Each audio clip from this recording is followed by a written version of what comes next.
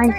Hello everyone! Welcome back to the newest episode, Mukbang Question and Answer with the HOP kids. Some of the kids, because the other two, yung panganay nasa OJT, yung isa natutulog.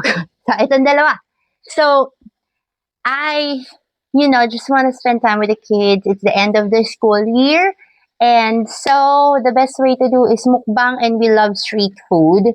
So, we have a lot of street food, and we'll try to answer some of the questions that I got in the page, and also her experience as a daughter of a snake keeper in her school. Diba? So, let's try to answer those questions. All right? So, we got French fries. What do you want to try? Today, Mama, I'm a picky eater, right? You are a very picky eater. And today Yes. I am trying siomai. Siomai. Okay. I've never tried siomai. So let's try siomai. Oy! I didn't. This is soy sauce. Wait lang. Mama have to open the soy sauce. This is. I'm making a lot of mess. Soy sauce and palamansi. That's siomai. That's Mama's favorite. Actually, I make siomai at home. I'm a very picky eater as well, myself. Kaya ang mga Junakis ko, Very picky eater then. nga. Diba? So, first question that I get, go ahead, try the siomai. Go. Sarap. Go. So, pick one. Nasaan na? And then don't dip on the fries. Okay, go. Nasaan na? How do you like it? How You is like it? Yes. Okay. Commercial, walang tissue. Wait lang. Wala tayong tissue. Don't wipe your finger with your clothes. On your clothes. Because I'm the one who's doing the laundry. Right? So, first question that I get, our topic for today is answering questions, diba? So, first question that I get is more on the aspiring keepers muna. So, let's say, the tanong is, gusto ko po mag-alaga ng snake, but medyo natatakot ako kung lumalaki sila. Well, first answer dyan is, there are different species of snakes that we are allowed to take care. Example, we have the colubrids. They don't grow big. We have the hognoses. Then we have the corn snake. We have MBKs. And they don't have a big girth. Hindi sila ang taas ko, di ba? Kitang-kita dun sa edge ng video. Kaya nakaganon ako eh. Nakababa. So, they don't really grow that big per se, diba? And so, you can go with the colubrids if you don't really want big snakes. And in terms of pythons are really known, or the family of pythons are really known to have big girth. Matataba, diba? And so, amongst the python species, ball pythons or python regius are one of the smallest snakes that you could get for the python readers. Although we have the child python, that's also small. Carpet python, although they go long. But ball python is really one of the best entry-level snakes, I would say. So you may start with that. Now, how big does a ball python get? As a mature ball python, they can grow up to 3 feet. For males, maximum of, diba? Oh my God! Outdoors kasi. And they can grow as heavy as 2,000 grams. Some may grow up to 3,000 grams if possible as well. So, that's for males, 1,000 grams. 2,000 could be, depende sa pakain mo. Females, they may grow as long as 4 feet. Some of them may grow to 5 feet as one of the biggest pythons there is as well. Ayon.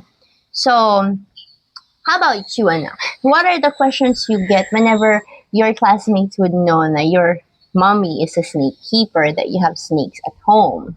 There's a lot of questions I get. Like, most of them, of course, there's like really common questions Mm-hmm. for people who are not used to having exotic animals as pets or businesses, kanon. One of the common Ayoko na questions. maanghang. Sa'yo yan. One of the common questions I always get from school, from friends to classmates to teachers, is You go get it. Dalawa ito. like they're very much concerned. Like, aren't you scared that they would bite you or eat you? And I always say na, no, I mean, like, there's different types, like my mom said, there's different types of pythons. What I always say to them, to inform them, to give them the right knowledge, is that ball pythons are only small and cannot really grow that big. Like my mom said, the biggest it can grow is 4 feet. 4 feet. 4 feet, yeah. Kasi, of course, as a normal human being, a lot of us... I'm a normal human being. No, I'm not. I'm abnormal. Ayun, as a, as a normal So human good. being, Mm. a lot of us were taught that snakes were very dangerous and they're always venomous, which are not, okay? They're not always venomous. Very good. Not all snakes are venomous. Ball pythons are from the family of constrictors. What do we mean by constrictors when you say constrictor? No. Okay, so when we say constrictor, natatawa ko dun. Because one of my classmates asked me, what's constrictor? I was just, I laughed because of that. What is constrictor? So constrictors are the snakes that doesn't have any venom. So the way that they hunt is by constricting. What do you mean by constricting? They hunt it. Dun dun dun dun. Dun dun dun dun. Ganon. That's a shark? Oh, Sorry na. So they like wrap around their prey to constrict them and suffocate them till they're unconscious or dead. So that is what constricting is. Very good. So venomous snakes, they only need one bite. And then, Try ko lang. hayaan ka nilang tumakbo. Kanila, tao. Hayaan nila yung prey item tumakbo. And then, after a few minutes, then they'll follow the scent. Kasi nga, venomous snakes, one bite is all they need to take down a prey item. Whereas in constrictors, they're non-venomous. So, magko-constrict yan, yung ganon. Yung parang ganyan. Yan! That's constrict! Ganon yung constrict. Diba? So, ko-constrict ka niya until yan, masyutay yung prey item. And then that's the time na they will eat you. Diba? But, I wanna try this. This is a homemade mayo cheese. Dun sa pinagbilan namin. Very, very yummy. I love it. I love it so much. You have to try this, Gogo. This is mayo with cheese. Yeah. I'll try with this. It's so good. I think the kikiam is good with this. Very good idea.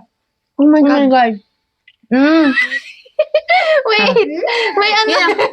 Sige, Our- Reka. Our family are very low-key. As you can see, masaya na kami sa tusok-tusok. Yeah. You don't need an expensive things to make your kids happy. Yeah. So good. They You did. only need food. No, I need food. I need the recipe for this. Today is my cheat day. Yeah. I'm on a low-carb diet. Mhm. And I've been working myself out to death.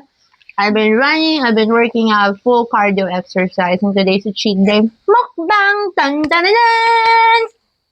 Diba? That's so good. Another question that I always get ano po yung process kapag bibili ng snake? Yan ang magandang tanong. I get a lot of questions of that too. Bebenta mo yung classmate mo? Bigyan kita commission, 1,000 per snake. No, they're just asking kasi they're curious because they know that my family has a snake business. So they always ask me about those type of things. So I have to always answer them, of course, because I'm the only one who can answer that. Nobody else in our school has a person. Wait, a person, alam. Hindi mo masabi, a person na baliw yung nanay, nag-aalaga ng ahas. Diba? Basta yun. Hindi mo pa masabi. Tanggap ko naman. Masarap ito. Tatagalog na siya. Tagalog ko na, masarap ito. Masarap. So, ano nasabi mo? Konti-konti. Ano nga ulit yun? About legality, step mo niya, mas. Yung Nakpa. sa pag-sell, diba? Ayun. Kasi nga, diba, may business kami. So, a lot of them ask, how do we sell them? So, sabi ko, I'm not, Sabi mo, ano yung contrabands? I always answer them na, Okay, I claimed it. of course, I'm not the one who's managing it, so hindi ko masyado alam. Pero yung what I Hindi know naman from ako the manage surface. kasi doon napakabaliw na tao na. Huwag niyo tutularan yun.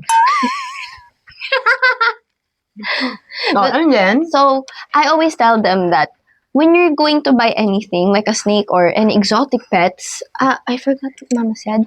She said there's different types of exotic. endemic. Endemic, yes, that one. Endemic, sorry.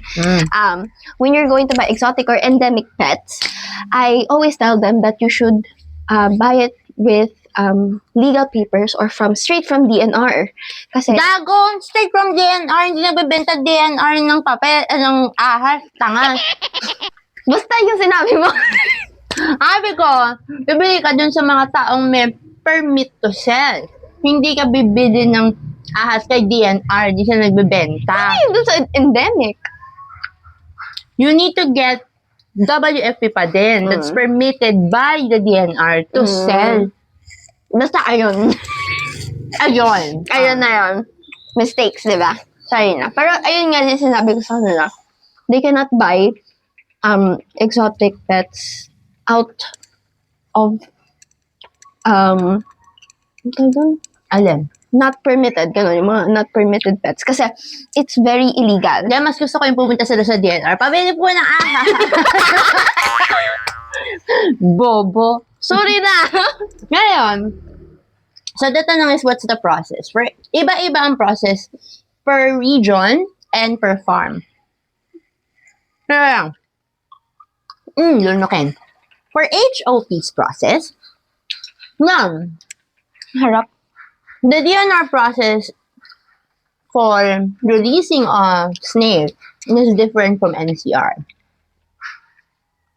Ubusin lang yung nasa What bibig. is NCR? National Capital Region, Manila. Wow. So every region wow. is different. As NCR, if your buyer is from NCR, you don't need LTP. What do we mean by LTP? Local Transport Permit. You don't need that. Kailangan mo lang is yung deed of sale or yung resibo nung WFP. And then, you don't need an LTP. Whereas here in Pampanga, we are a little bit stricter. Kumuha ka na kasi! Yung kamay. Oh, May shingining kasi ako. Okay. Ayokong maanuhan ng... it's so good. I love itlog. I love kwek-kwek so Did much. you try it with this one? This one? Yeah. Try mo. It's really I yummy. tried it. Yummy.